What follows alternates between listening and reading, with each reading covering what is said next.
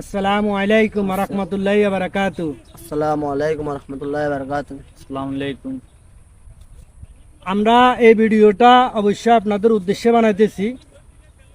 যারা অনেকে কোরবান দেয়, এই সামনে কোরবানের ঈদ, কোরবান দিব, কিন্তু পশুটারে জবাই করার পরে রক্তগুলা অনেকে আছে 2 বালতি পানি মারি দি চলে যায়।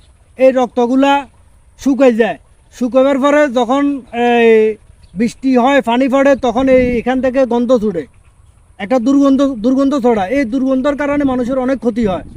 আরেকটা বিষয় সবাই এই জিনিসটাও লক্ষ্য করবেন, এই যে গরুর যে এই ময়লাগুলো অবশ্যই আপনারা কি করবেন, একটা গর্ত করে, গর্তর ভিতরে এই রক্ত এবং ময়লা দুটোটারে গর্ত করে গর্তর ভিতরে দিয়া উপরে দিন সুন্দর করে মাটি দিয়ে ঘুরে দিবেন, দেখবেন দেন আর দুর্গন্ধ ছড়াবে না।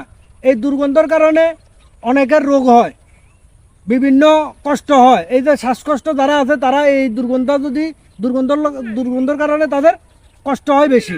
তো এই বদদোয়াটা আপনাদের কাছে চলে যাবে। ওই রুর একটা বদদোয়া আছে যে আপনারা কোরবান দিয়েছেন, আপনাদের কারণে কোরবান দিয়েছেন, আল্লাহরে খুশি করবেন না, কিন্তু মানুষের বদদোয়া লবেন নাই কোরবান দেন না।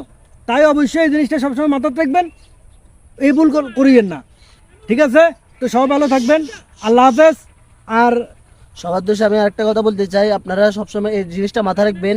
রাস্তাঘাটে আপনারা গরু জবাই করবেন, ঠিক আছে, রাস্তাঘাটে যখন অপরিষ্কার না থাকে, রাস্তাঘাট সাথে সাথে পরিষ্কার করে দিবেন, পানি দিয়ে ধুয়ে ফেলবে। আপনার আধা ঘন্টা কষ্ট হবে পানি মারতে, অথচ আপনার আধা ঘন্টা কষ্টের কারণে আপনার যে উপকারটা হবে, মানুষের গালাগালি শুনতে হবে না, মানুষের কটু কথা শুনতে হবে না।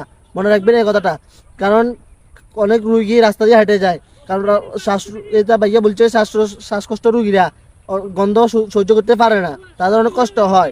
এই জিনিসটা মনে রাখবেন। কোরবান দাদাদের আমি বিশেষভাবে অনুরোধ করতেছি, আপনাদের পায়ে হাত ধরে বলতেছি, আপনারা ময়লা আবর্জনা মাটিতে গর্ত করে মাটিতে ভরে দিবেন। সবাই সবাই লাইক, কমেন্ট, শেয়ার করে দিবেন দিবেন ভিডিওটা। ঠিক আছে, আল্লাহ হাফেজ।